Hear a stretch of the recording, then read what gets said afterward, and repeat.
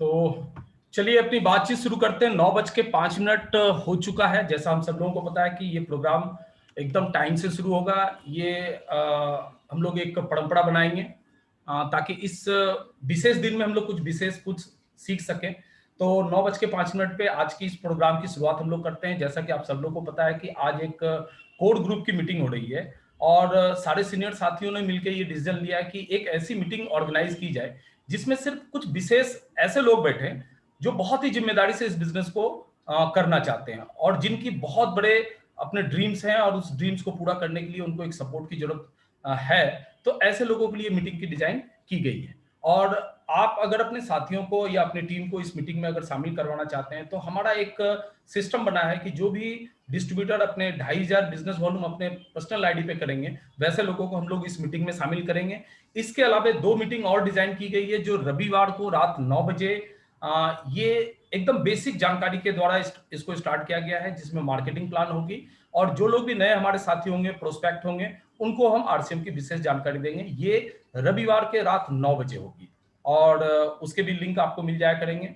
और दूसरा मीटिंग जो आज के बुधवार की है और तीसरी मीटिंग हम लोगों ने डिजाइन की है जो सिर्फ प्रोडक्ट के ऊपर बेस करेगी, क्योंकि हम सब लोगों को पता है कि आरसीएम प्रोडक्ट बेस्ड कंपनी है और प्रोडक्ट भी ऐसी प्रोडक्ट है जो हमारे दैनिक दिनचर्या का हिस्सा है जिसके बिना किसी भी का घर चलना शायद मुमकिन नहीं है। लेकिन बहुत बार ऐसा होता है कि कंपनी तो बहुत सारे प्रोडक्ट को लॉन्च कर देती है लेकिन हमारे टीम के बहुत सारे लोगों को उसकी जानकारी नहीं मिल पाती है।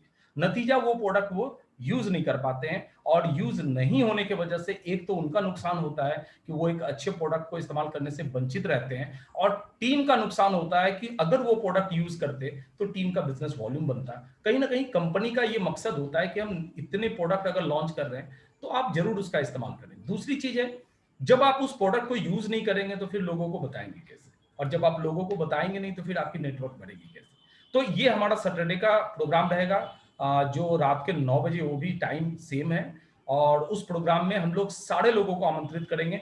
रविवार और शनिवार ये 2 प्रोग्राम है, वो सारे लोग उसमें आमंत्रित हैं, जो भी नए व्यक्ति हैं, पुराने हैं, सीनियर हैं, सब लोग उसमें आ सकते हैं। लेकिन बुधवार के प्रोग्राम में सिर्फ और सिर्फ 2,500 बिजनेस वॉल्यूम करेंगे, हम लोग उन्हीं को एंटरटेन करेंगे। अगर ये परंपरा हम लोग बना के चलें तो आगे चल के हम लोग एक बहुत अच्छी टीम का निर्माण कर सकते हैं। तो अब मैं अपनी बात को आगे स्टार्ट करता हूं और बातचीत शुरू करने के पहले एक बार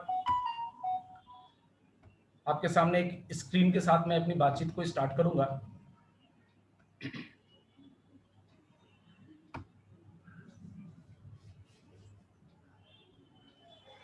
इस कोड मीटिंग में आप सब लोगों की स्वागत है और सबका मोस्ट वेलकम। आप सब लोगों ने एक कीमती समय निकाला है आज के इस प्रोग्राम के लिए।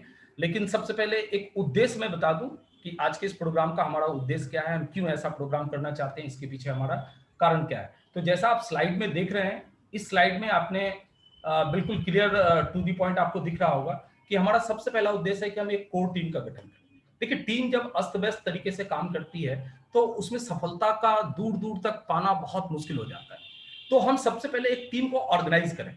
हम टीम में से वैसे लोगों को ढूंढ के अलग करें जो कोर मानसिकता के हैं, जिनके पास एक खास उद्देश्य है, जिनको ये बिजनेस बहुत ही प्यारा लगता है और इस बिजनेस को बहुत ही प्लानिंग तरीके से करना चाहते हैं, दिलो जान से करना चाहते हैं। हम ऐसे लोगों की एक टीम गठन करना चाहते हैं जिसको कोर टीम का नाम दिया गया है और उसके बाद फिर उनके लीडरशिप के निर्माण पे हम काम करना चाहते हैं।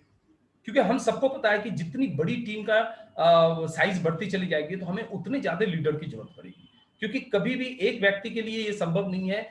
वो 10, 20, 25 को तो संभाल सकता है, लेकिन जब उसकी संख्या 100 में बढ़ेगी और 200, 500 और 1000 की संख्या जब, जैसा कि आप लोगों की टीम का निर्माण होना चालू हो गया है, तो उसके लिए समय समय पे आपको हर 10 या 15 पॉइंट के बाद आपको एक लीडरशिप की जरूरत पड़ेगी जो आपकी पूरी टीम का संचालन कर सके और उसकी गाइडलाइन कर सके। तो इसके लिए हम सब लोगों का ये मकसद है कि इस प्रोग्राम के तहत हम लीडरशिप की क्वालिटी को हम डेवलप करेंगे और आने वाले समय में आप सब लोगों को भी ये कैसे जूम मीटिंग कैसे लिया जा सकता है, कैसे आप अपने प्रेजेंटेशन देंगे, इन सारी चीजों की जानकारी हम लोग यहाँ से आपको देना चालू करेंगे। समय के भीतर अचीवमेंट, देखिए बहुत सारे लोग इस आरसीएम बिजनेस में हैं और बरसों बरस काम करते चले जा रहे हैं, लेकिन कभी भी उन्हें ये नहीं पता चल पा रहा कि उनकी कामयाबी कब आएगी।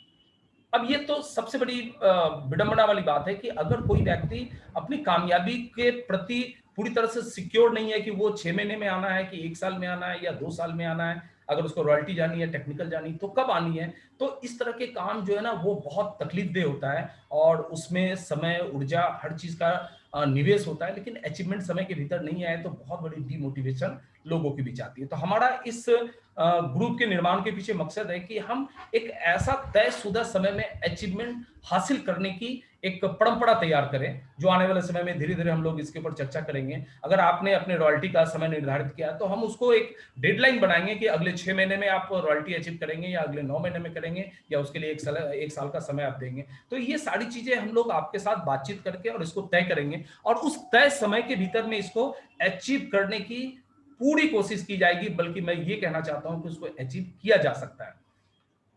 चौथा पॉइंट इसमें है डिजिटल टेक्नोलॉजी। हम सब लोगों को ये पता है कि ये वक्त बहुत ही चैलेंजिंग है और हम सब लोगों को पता है कि पूरे देश की स्थिति इतनी नाजुक है कि लोग घरों से बाहर निकलना लोगों के लिए मुश्किल हो गया है। और सबसे बड़ी बात है कि हम नेटवर्क बिजनेस करते हैं जिसमें लोगों का ही समावेश होता है और हमारा जो टीम होता है, हमारी जो नेटवर्क होती है किसी एक जगह पे नहीं होती है, बल्कि ये फैल के होती है। हमारे डिस्ट्रिक्ट से बाहर भी हो सकता है, हमारे स्टेट से बाहर भी हो सकता है और हो सकता है हिंदुस्तान के कोने कोने में भी हमारी टीम काम कर सकती है। लेकिन अब इतनी बड़ी टीम को हमें अगर संभालना है तो टेक्नोलॉजी के सिवा दूसरा कोई उपाय नहीं है, क्योंकि हम फिजिकली तो जाके किसी को गाइड नहीं कर सकते, ना ही उसको कन्विंस कर सकते हैं। तो ये डिजिटल टेक्नोलॉजी जो है, जब तक हम इसको पूरी तरह से सीखेंगे नहीं या अपनी टीम को सिखाएंगे नहीं, तब तक हम इसका बेहतर फायदा नहीं ले सकते हैं। और अगर फायदा नहीं लेंगे तो फिर हमारा बिजनेस कभी भी डेवलप नहीं हो सकता है। तो ये कोर ग्रुप का सबसे बड़ा उद्देश्य है कि हम डिजिटल टेक्नोलॉजी का ज्ञान अपने लोगों को दें और वो भी उनको जो कोर ग्रुप में शामिल हो रहे हैं, क्योंकि हम उन्हीं को तैयार कर सकते हैं जो अपनी तैयारी के प्रति गंभीर हैं और सीरियस हैं, वो आगे बढ़ना चाहते हैं। अगला पॉइंट हमारा है कि पूरे देश में नेटवर्क का मजबूत विस्तार हमारा करना है। अब देखिए, नेटवर्क तो बनना चालू हो गया, लोगों के नेटवर्क भी बन रहे हैं, लेकिन ये नेटवर्क मजबूत कैसे बने, कैसे इतना मजबूत बने कि बिजनेस के प्रति आप एकदम सिक्योर्ड रहें कि आपका बिजनेस कभी भी डाउनफॉल नहीं होगा, हमेशा अप की तरफ जाएगा। तो ये सिक्योरिटी अगर आनी है तो फिर इसके लिए पूरी तैयारी करनी पड़ेगी, इसके लिए पूरी योजना बनानी पड़ेगी, ताकि पूरे हिंदुस्तान में, पूरे देश में आपका बिजनेस काफी तेजी से आगे बढ़े। तो ये कुछ ऐसे पॉइंट्स हैं जिस पॉइंट्स पे हम लोग चर्चा करेंगे और उसी को ध्यान में रखते हुए इस ग्रुप का, इस प्रोग्राम का डिजाइन किया गया है और इसको स्टार्ट किया गया है। तो चलिए आज शुरू करते हैं। आज का हमारा विषय है, जिस विषय पे हम लोग चर्चा करना चाहते हैं, वो है सफलता, सक्सेस। हालांकि देखिए, ये बहुत ही जाना पहचाना नाम है। इसके बारे में ऐसा मैं नहीं कह सकता हूं कि लोगों को ये पता नहीं है कि सक्सेस क्या है, सफलता क्या है। सारे लोग जानते हैं, आप सब लोग जानते हैं, और जो भी आज की तारीख में मेहनत कर रहे हैं, कोशिश कर रहे हैं, परिश्रम कर रहे हैं, सबको पता है कि सफलता क्या चीज है। लेकिन आज हम इसकी थोड़ी परिभाषा, थोड़ा उस पर विचार करेंगे, चर्चा करेंगे कि आखिर ये सफलता है क्या चीज, और देखते हैं कि इसमें क्या नया चीज निकल के हमारे पास आता है। आप सब लोगों को पता है कि सफलता का मतलब क्या होता है, बहुत सारी अच्छी चीजों का जीवन में होना। देखिए, सफलता का सीधा सा मतलब है कि आप बहुत सारी चीजों को अपने लाइफ में अच्छा होता हुआ देख रहे हैं। अब देखिए, यहां मैंने कुछ पॉइंट्स आपके सामने रखे हैं। जरूरी नहीं है कि ये सारे पॉइंट्स ही इतने ही हैं, बहुत सारे पॉइंट्स हैं, लेकिन कुछ पॉइंट्स को रखा गया जो कि बहुत ही पॉपुलर है और लोग इसके द्वारा ही सफलता का निर्धारण करते हैं। जिनके पास ये सारे पॉइंट्स होते हैं, लोग उनको सफल मानते हैं। जैसे किसी के पास अगर शानदार घर है, लोग उनको मानता है कि वो सफल आदमी। ढेर सारे रुपए जिनके पास है, तो लोगों को लगता है कि भाई ये सफल है, तभी तो इनके पास ढेर सारे रुपए हैं। परिवार की खुशियां, परिवार खुशी खुशी अगर जीवन व्यतीत कर रहे हैं, हर तरफ खुशहाली है, तो लोगों को लगता है कि ये बहुत ही सफल हैं, क्योंकि इनके पास खुशियां ही खुशियां हैं। समय की आजादी, अगर आपके पास अपने हिसाब से काम करने की आजादी है, आप किसी के गुलाम नहीं है, कोई भी आपके समय को नियंत्रित नहीं कर रहा है, आप अपनी मर्जी से सारे काम को करने के लिए स्वतंत्र हैं, इसका मतलब आप सफल हैं।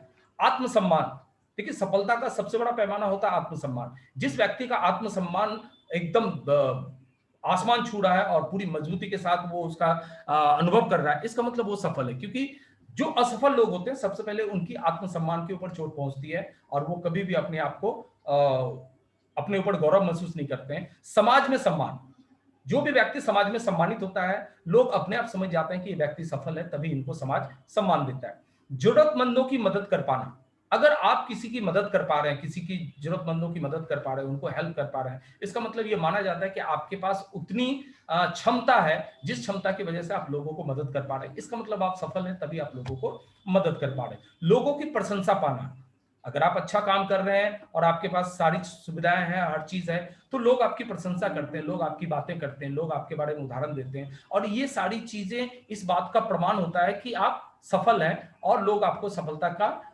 एक पर्याय मानना चालू कर देता है। अगला पॉइंट है संतुष्टि महसूस करना। जब इतनी सारी चीजें आपके लाइफ में होती है तो आपको एक अच्छा फील होता है, आप अपने आप में सेटिस्फैक्शन फील करते हैं, संतुष्टि महसूस करते हैं, और ये सारी चीजों का मतलब ही सफलता माना जाता है। और सबसे, अगर छोटे शब्दों में अगर मैं बात करूं, तो जो चाहें आप, जहां चाहें आप, और जब चाहें आप, अगर इस तरह की सोच या इस तरह की जिंदगी में आपके घटनाएं घट रही है कि जब आप जो चाह रहे हैं, जहां भी चाह रहे हैं, जैसे भी चाह रहे हैं, उसको आप हासिल कर पा रहे हैं, उसका आप उपयोग कर रहे हैं, उसको आप उपभोग कर रहे हैं, ये सारी चीजें जब आपके जीवन में होने लग जाती है, तब एक आदमी अपने आप को सफल मानता है, या फिर समाज या लोग जो कुछ भी हैं वो उनको सफल मानना चालू कर देता है। लेकिन आज थोड़ी सी हम इसकी व्याख्या और अलग तरीके से करना चाहेंगे।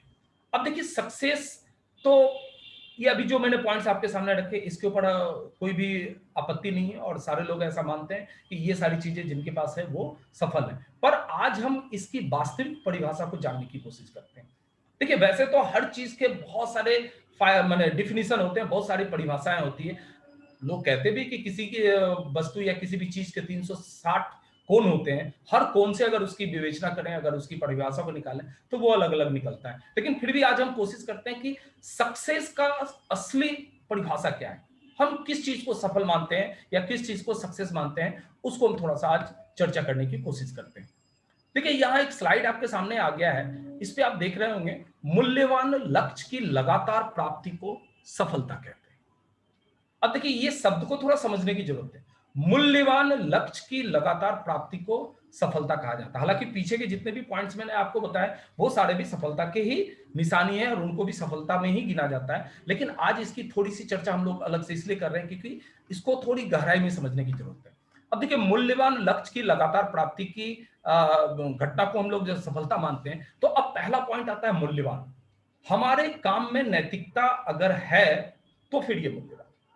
अब अगर कोई व्यक्ति अपने आप को सफल मानता है और अगर ये पता चले कि वो जो काम कर रहा है उस काम में नैतिकता नहीं है, यानी कि उस काम से लोगों का भला नहीं हो रहा है, लोगों का उत्थान नहीं हो रहा, समाज का भला नहीं हो रहा, देश का भला नहीं हो रहा, अगर ऐसी कोई भी चीजें, अगर ये पता चलता है कि उस काम में नहीं है, इसका मतलब वो काम मूल्यवान नहीं है। और अगर वो मूल्यवान नहीं है, तो अगर उस व्यक्ति के पास बहुत सारे पैसे भी आ गए, तब भी हम उसको सफल नहीं मान सकते।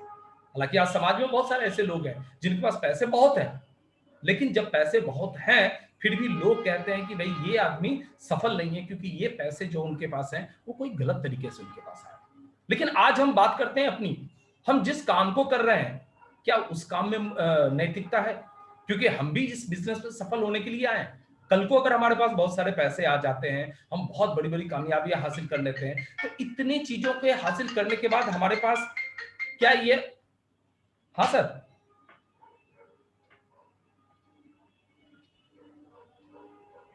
जी जी, मीटिंग स्टार्ट हो गया ना मुझे।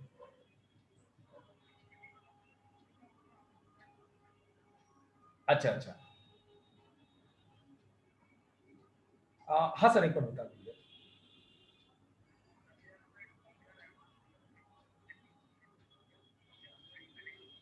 अच्छा अच्छा।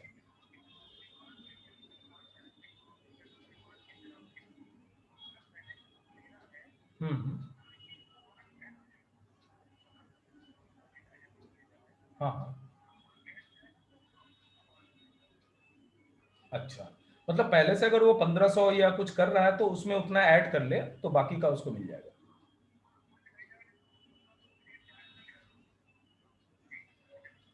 जी जी बिल्कुल। जी सर। जी सर।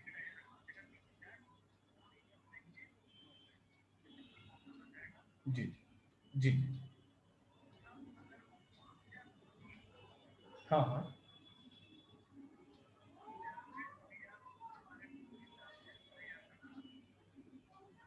अच्छा, मतलब दोनों का 50-50% होना चाहिए, 2500 वो ड्यूटी चार्ज का होना चाहिए, 2500।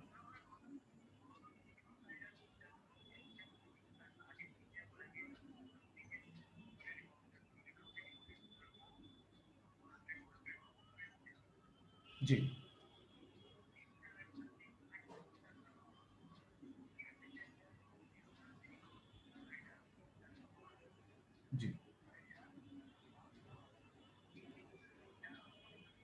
जी। जी। हम्म। हम्म।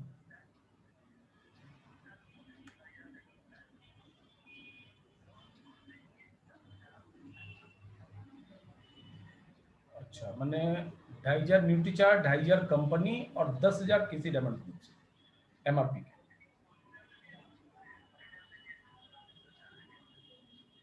अच्छा, तो 17,500 मतलब 7,500 उधर हो गए डीपी के और एमआरपी के हो गए 10। ठीक ठीक ठीक।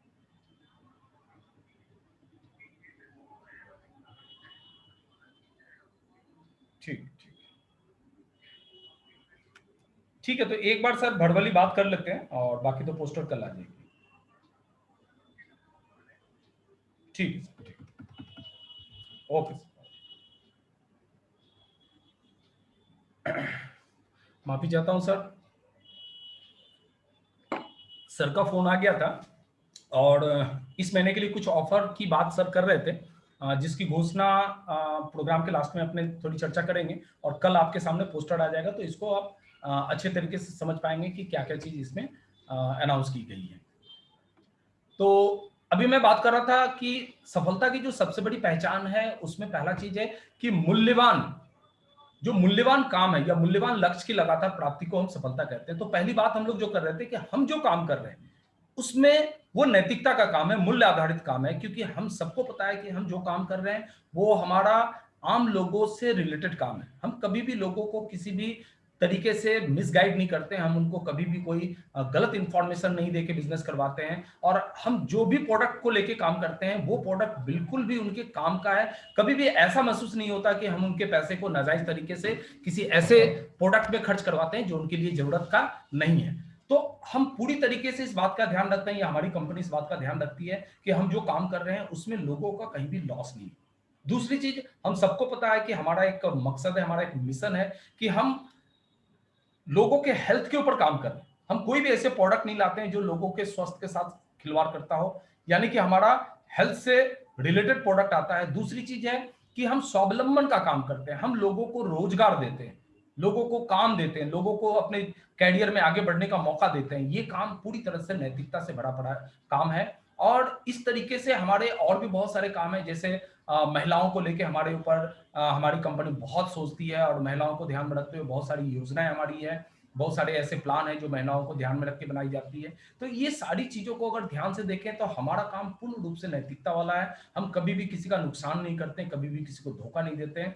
हाँ, हालांकि बहुत सारे ऐसे लोग हैं जो रातों रात अमीर बनना चाहते हैं, और इस तरह से बहुत सारी गलत कंपनियां हमारे सामने हैं जो एन केन प्राक्रेन, उनका काम ही है कि भी किसी भी तरह से लोगों से पैसे निकलवाना और निकलवा के अपनी जेबें भरना। तो इस तरह के जो लोग जेबें भरने का काम करते हैं वो किसी भी तरीके से अपने आप को सफल नहीं बना सकते हैं, सफल नहीं मान सकते हैं, क्योंकि उनका काम नैतिकता से भरा नहीं होता है। तो इस चीज को हमें ध्यान रखना पड़ेगा कि सफलता, अगर कोई कहता कि मैं सफल हूं, तो उसकी एक पैमाना होनी चाहिए कि उसके काम में नैतिकता है या नहीं। तो इस बात को लेकर हम बहुत ही गर्व महसूस कर सकते हैं कि हम जो काम करते हैं वो काम पूरी तरीके से नैतिकता से भरा काम है, और इस काम का समाज में इज्जत है, सम्मान है, और जो भी लोग हमसे जुड़े हुए हैं पूरी तरह से संतुष्ट हैं। उन्हें कभी भी इस बात का डर नहीं रहता है कि हम उनके साथ किसी भी तरह का धोखा कर रहे हैं। तो इस तरीके से हम देखें तो पहले कसौटी में हम लोग खड़े उतरते हैं कि हमारा काम पूरी तरह से नैतिकता से भरा है। दूसरा जिसकी चर्चा मैं आपसे करना चाहूंगा कि लक्ष्य, कि मूल्यवान लक्ष्य की प्राप्ति। अब लक्ष्य का मतलब क्या होता है, इस बात को समझना बहुत जरूरी है। कोई भी व्यक्ति अगर सफल है, उसके पास अगर अचीवमेंट है, आज की तारीख में अगर आरसीएम बिजनेस की अगर बात करें, कोई भी अपने आप को रॉयल्टी अचीवर मानता है या अपने आप को टेक्निकल अचीवर मानता है, तो एक बात सबसे पहले चेक करने की जरूरत है कि क्या उसने रॉयल्टी या टेक्निकल एक तय समय में निश्चित प्लान बना के या योजना बना के या गोल बना करके उसने हासिल किया है, या फिर वो चलते चलते उसको अचानक ये सफलता मिल गई है। क्योंकि देखिए, नेटवर्क बिजनेस ऐसा है कि जब भी आप ज्वाइन करते हैं और अपनी दोनों टीम डेवलप कर लेते हैं, ए और बी आपकी डेवलप हो जाती है, दोनों तरफ अगर बिजनेस आना चालू हो जाता है, तो किसी ना किसी दिन आपके बिजनेस उतने मुकाम पे पहुंच ही जाएंगे जहां से आप रॉयल्टी और टेक्निकल जैसे इनकम को हासिल कर सकते हैं। लेकिन क्या मैं इसको सफलता मानूं? मेरा जैसा ऐसा मानना है कि ये बात सफलता के पैमाने पे खड़ा नहीं उतरता है, क्योंकि सफलता का पैमाने पे खड़ा वही बात उतरता है जिस चीज को आप तय समय में एक निश्चित योजना बना करके या लक्ष्य बना करके आप जिसको हासिल करते हैं, उसी को हम सफलता के रूप में मानते हैं। अगर आपने कोई लक्ष्य बना करके किसी भी चीज को हासिल नहीं किया है और वो चलते चलते आपके रास्ते में हासिल हो गया है, तो फिर कभी भी आप उसको सफलता मानने का भूल ना करें, क्योंकि वो आपको फिर आने वाले समय में तकलीफ ही देगी, कभी भी आपको आगे बढ़ाने में मदद नहीं करेगी। तो हर समय आप ध्यान दें कि जो भी आप लक्ष्य बना करके, गोल बना करके हासिल करते हैं, वही आपकी सच्ची सफलता है। अचानक अगर तुक्के पे तीर लगती है तो वो कभी भी सफलता के रूप में नहीं माना जा सकता है। तीसरा चीज है लगातार। देखिए, सफलता बहुत सारे लोगों के लिए एक डेस्टिनेशन हो सकता है। आज अगर हम लोग लगातार बात करते हैं कि भाई बिगनर पिन लेना है, जो हमारे नए साथी आते हैं लगातार कोशिश करते हैं, 1 महीना 2 महीना और तीसरे महीने में बिगनर पे पहुंच जाते हैं, और जैसे वो बिगनर पे पहुंचते हैं अब वो मानते हैं कि मैं सफल हो गया, क्योंकि मेरी टारगेट जो थी वो बिगनर पिन पे जाना था। अब उस बिगनर पिन पे लगातार जमे हुए रहते हैं, 1 महीने नहीं, 2 महीने नहीं, 3 महीने नहीं, 4 महीने नहीं, लगातार 6 6 7 7 8 8 महीने से उसी जगह पे वो जमे रहते हैं और उनको लगता है कि मैं सफल हो गया। लेकिन आज की जो परिभाषा है जिसके ऊपर हम चर्चा कर रहे हैं, वो साफ साफ ये बताता है कि सफलता जो है एक सफर है, ये मंजिल नहीं है। अगर किसी ने भी सफलता को मंजिल मान लिया और किसी भी चीज को हासिल करने के बाद अगर वो रुक गया, तो इसका मतलब फिर वो सफल नहीं है, फिर किसी भी तरह से वो अपने आप को सफल नहीं मान सकता, क्योंकि सफलता का पूरा अर्थ निकलता है आज के इस परिभाषा से एक ऐसा लक्ष्य पूरा होने पे एक दूसरा लक्ष्य आपका तैयार हर समय रहना चाहिए, और दूसरा लक्ष्य जैसे आपका पूरा होता है फिर आपका और दूसरा लक्ष्य तैयार होना चाहिए, वो जैसे पूरा होता है फिर उसके बाद का दूसरा लक्ष्य आपके पास तैयार होना चाहिए। और खास करके हम लोग नेटवर्क बिजनेस में इस बात को अच्छी तरह से समझते हैं कि ये हमारा एक एक पॉइंट जो है, अगर हम बिगनर पे जाते हैं तो फिर हमारा दूसरा लक्ष्य होता है कि हम उसको स्टार्टर कवर करें, अगर हम स्टार्टर पे जाते हैं तो उसका अगला लक्ष्य हमारा होता है कि हम उसको ओपनर हासिल करें, और ओपनर पे जाते हैं तो फिर हमारा ईगल और फिर रनर और विनर स्टार और फिर रॉयल्टी एंड टेक्निकल के सारे मुकाम। यानी कि ये सफलता लगातार चलती रहती है। आरसीएम में कभी भी ऐसा नहीं कहा जाता है कि आपकी डेस्टिनेशन यहीं तक है और इससे ज्यादा आप नहीं जा सकते, बल्कि नेटवर्क बिजनेस या आरसीएम बिजनेस की सबसे बड़ी खूबी है कि सफलता का कोई अंतिम पैमाना ही नहीं है। यहाँ आप अपने आप को लगातार लगातार आगे बढ़ाते रहें और सफलता के नई सीढ़ियों पे आप चढ़ते रहें। तो आज की परिभाषा से हम एक बात सीख सकते हैं कि सफलता एक सफर है, ये मंजिल नहीं है। अगर हम एक मुकाम को हमने हासिल किया तो हमें दूसरे मुकाम की तरफ तुरंत आगे बढ़नी चाहिए, कभी भी अलसाना नहीं चाहिए, कभी भी ये नहीं सोचना चाहिए कि हमने ये सफलता हासिल कर लिया अब मुझे आगे जाने की जरूरत नहीं है। तो बहुत सारे ऐसे साथी हमारे टीम में हैं जो कि लगातार किसी पिन पे महीने दर महीने अगर अपने आप को पाते हैं, तो उन्हें जल्दी से जल्दी अपना स्वयं का विश्लेषण करना चाहिए और उन्हें आज की इस परिभाषा से समझने की कोशिश करना चाहिए कि अगर आप किसी जगह पे रुक जाते हैं तो अपने आप को सफल नहीं मान सकते हैं। जल्दी से जल्दी आपको उस जगह को छोड़कर और अगली जगह पे जाना है, यानी कि दूसरी मंजिल या दूसरा सफर आपको तय करना है। अगर आप ऐसा लगातार करते रहते हैं तो इसका मतलब आप अपने आप को सफल मान सकते हैं। और इस कड़ी में तीसरी चीज है प्राप्ति। अभी हम लोगों ने जो इसमें देखा था कि कोई भी उद्देश्यपूर्ण, अच्छा एक चीज मैं आपको बता दूं, चूंकि ये हमारा प्रोग्राम जो है एक जूम के प्लेटफॉर्म पे चल रहा है जिसमें 40 मिनट्स का 40 मिनट का हमारा एक सेशन होता है, और हमारा अगर बातचीत कंप्लीट नहीं हो तो 40 मिनट के बाद हम फिर दोबारा इसमें जुड़ते हैं। तो हो सकता है 10 मिनट के बाद ये अगर जूम बंद हो जाए तो वापस आप इस पे आ सकते हैं और उसके बाद हम लोग अपनी बातचीत को आगे जारी रख सकते हैं। तो इसमें लगातार महत्वपूर्ण लक्ष्य की प्राप्ति को हम लोग सफलता मानते हैं, और सबसे अंतिम चीज जो प्राप्ति है, इस बात को समझना चाहिए कि जब आप सफल होते हैं, सफल होना एक अलग बात है, लेकिन उस सफलता के पीछे जो सबसे बड़ी चीज है वो है तजुर्बा, यानी कि एक्सपीरियंस। अगर आपने उस सफलता को प्राप्त करने का तजुर्बा हासिल नहीं किया, यानी कि उस सफलता को आप दोबारा अगर घटित नहीं कर पाते हैं, यानी कि अगर आप दोबारा नहीं प्राप्त कर पाते हैं या किसी दूसरे को सफल होने में मदद नहीं कर सकते हैं, यानी कि आपके पास वो तजुर्बा नहीं आता, वो एक्सपीरियंस नहीं आता है, तो ये प्राप्ति किसी काम की नहीं होगी। आपको सबसे पहले समझना पड़ेगा कि अगर आप सफल हैं, इसका मतलब आपके पास एक तजुर्बा है, आपके पास एक अनुभव है, और इस अनुभव से आप दोबारा फिर से सफल हो सकते हैं या फिर दूसरे लोगों को भी सफल होने में मदद कर सकते हैं। और जहां तक नेटवर्क की बिजनेस की अगर मैं बात करूं, तो हम अपनी सफलता से अपने टीम को मदद करते हैं, उनको सहयोग करते हैं ताकि वो आगे बढ़े। अगर हम अपनी टीम को मदद नहीं कर पा रहे हैं, अगर हम अपनी टीम को सफल होने में अपने तजुर्बे का इस्तेमाल नहीं कर रहे हैं, तब इस बात को दोबारा सोचने की जरूरत है कि क्या हम वाकई सफल हैं। कि अगर हम सफल होते तो हम जरूर अपनी टीम को मदद कर पाते और उनको भी सफल होने के लिए प्रोत्साहित कर पाते, या फिर हम अपनी सफलता को दोबारा फिर से घटित कर पाते। अगर हम ऐसा नहीं कर पा रहे हैं, इसका मतलब ये सफलता पूर्ण रूप से सफलता नहीं है, ये किसी भी तरह से हमें कह सकते हैं कि चलते चलते प्राप्त हो गई, या इसको बाय डिफॉल्ट बोल सकते हैं कि भाई टीम ऐसा कुछ कर दिया जिसकी वजह से ये सफलता मुझे आ गई। तो आज मुझे इस सफलता की परिभाषा को फिर से आप लोगों के सामने रखने का मौका मिला, ताकि आप अपना विश्लेषण कर सकें कि आप जितने अपने आप को सफल मानते हैं उसमें ये चारों चीज है कि नहीं। अगर उसमें नैतिकता नहीं है तो फिर वो सफलता नहीं माना जा सकता। अगर आपने लक्ष्य बना के उसे हासिल नहीं किया तब भी वो सफलता नहीं माना जा सकता। अगर सफल होने के बाद लगातार आप उसको मेंटेन नहीं कर पा रहे हैं तब भी वो सफलता नहीं माना जा सकता। और सफल होने के बाद आपने कुछ हासिल नहीं किया, यानी कि आप दूसरे को मदद नहीं कर पा रहे हैं या खुद को भी मदद नहीं कर पा रहे हैं, तब भी आप उसको सफल नहीं बोल सकते। इसलिए आज के इस नई परिभाषा से हमें बहुत कुछ सीखने की जरूरत है।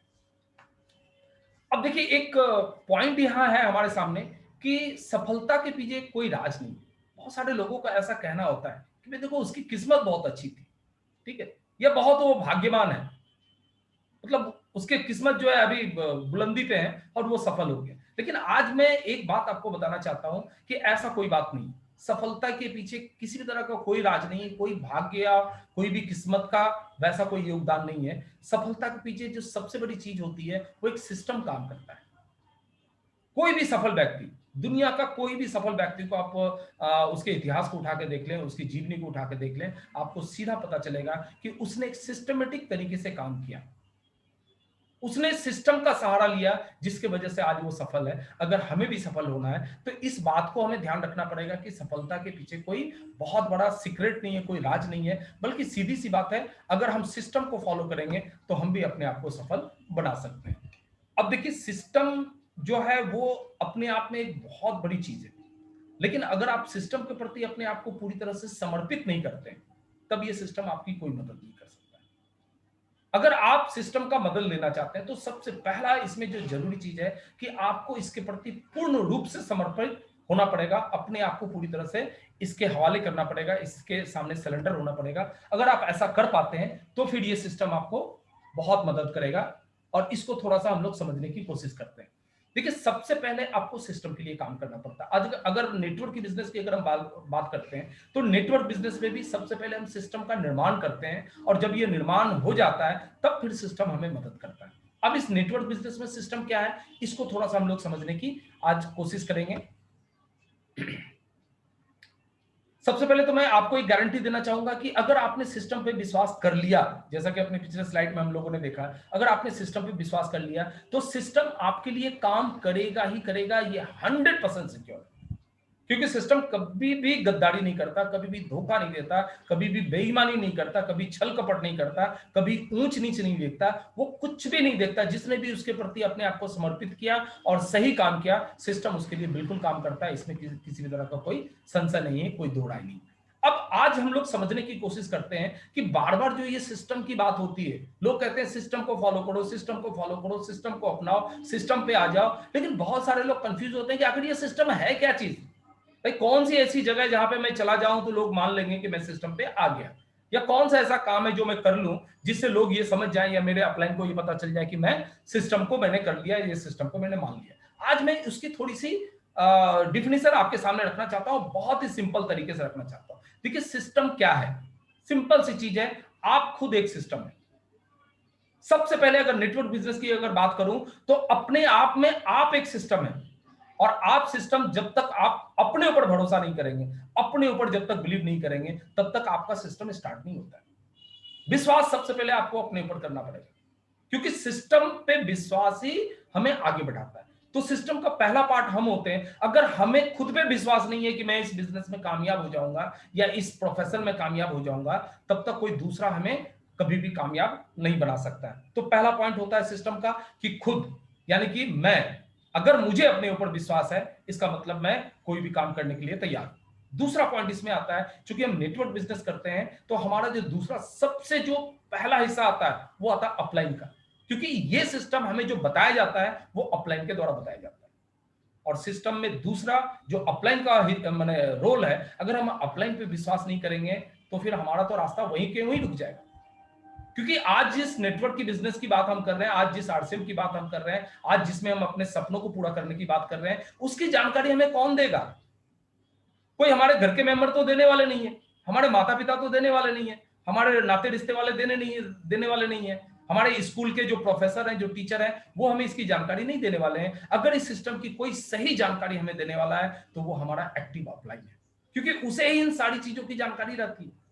क्योंकि हमारा एक्टिव अपलाइन जो है वो हर समय हमारे लाइन ऑफ स्पॉन्सर से जुड़ा हुआ रहता है, हर समय वो कंपनी की इंफॉर्मेशन से जुड़ा हुआ रहता है, हर समय वो नेटवर्क से जुड़ा हुआ रहता है, अपनी टीम से जुड़ा हुआ रहता है। हमारा एक्टिव अपलाइन हर समय अध्ययन करता रहता है, स्टडी करता रहता है, नया चीज सीखता रहता है। इसीलिए अगर हम अपने अपलाइन पे भरोसा अगर नहीं करते हैं, इसका मतलब हम अपने रास्ते में पहली रुकावट तो खुद पैदा कर रहे हैं, क्योंकि उस पे अविश्वास करने का मतलब ही है कि आगे के सारे रास्ते आपके अंधकारपूर्ण हो जाते हैं। तो सिस्टम का दूसरा हिस्सा आता है, वो हिस्सा होता है कि हमें अपने अपलाइन पे विश्वास करना चाहिए, हमें अपलाइन पे भरोसा करना चाहिए। तीसरा जो सबसे बड़ा हिस्सा आता है वो है एमएलएम इंडस्ट्री, क्योंकि आज हम बात कर रहे हैं एमएलएम की। आज जो भी हम लोग चर्चा करने बैठे हैं वो कौन सा इंडस्ट्री है? एमएलएम। ये डायरेक्ट सेलिंग का बिजनेस है। तो हमें सबसे पहले एमएलएम इंडस्ट्री के इतिहास पे थोड़ा सा अध्ययन करना पड़ेगा और एमएलएम तरीके को जानना पड़ेगा, डायरेक्ट सेलिंग के मेथड को जानना पड़ेगा और उसके ऊपर बिलीव करना पड़ेगा कि ये मेथड मेरे जीवन में कामयाबी ला सकता है। या फिर हम एमएलएम या डायरेक्ट सिस्टम के तरीके से अगर हम काम करें तो हम भी अपने जीवन में सपनों को पूरा कर सकते हैं। अगर ये बिलीव आपका नहीं है, अगर ये विश्वास आपका नहीं है, इसका मतलब आपने सिस्टम पे अभी भरोसा नहीं किया, क्योंकि ये सिस्टम के हिस्सा है, ये सिस्टम का पार्ट है। आज अगर आपकी कंफ्यूजन अगर मैं नहीं दूर कर पा रहा हूं तो मैं अपने आप को बहुत बदनसीब समझूंगा, लेकिन मैं आपको बार बार बताना चाहता हूं कि सिस्टम यही है जो आज हम सामने देख रहे हैं।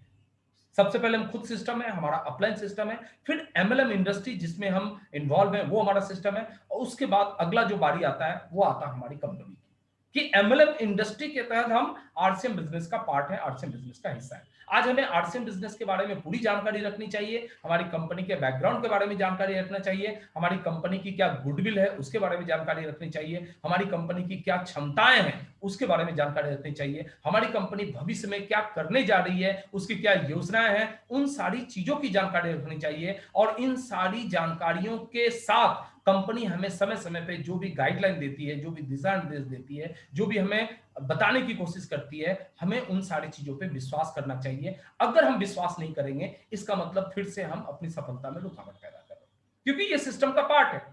हम जिस कंपनी के प्लेटफॉर्म पे आके कामयाब होना चाहते हैं, अगर हमें उस कंपनी पे ही भरोसा नहीं है, हमें उस कंपनी के गाइडलाइन पे ही भरोसा नहीं है, हमें उस कंपनी के प्लानिंग पे ही भरोसा नहीं है, हमारी उस कंपनी की योजनाओं पे ही भरोसा नहीं, तो फिर हम कामयाब कैसे हो?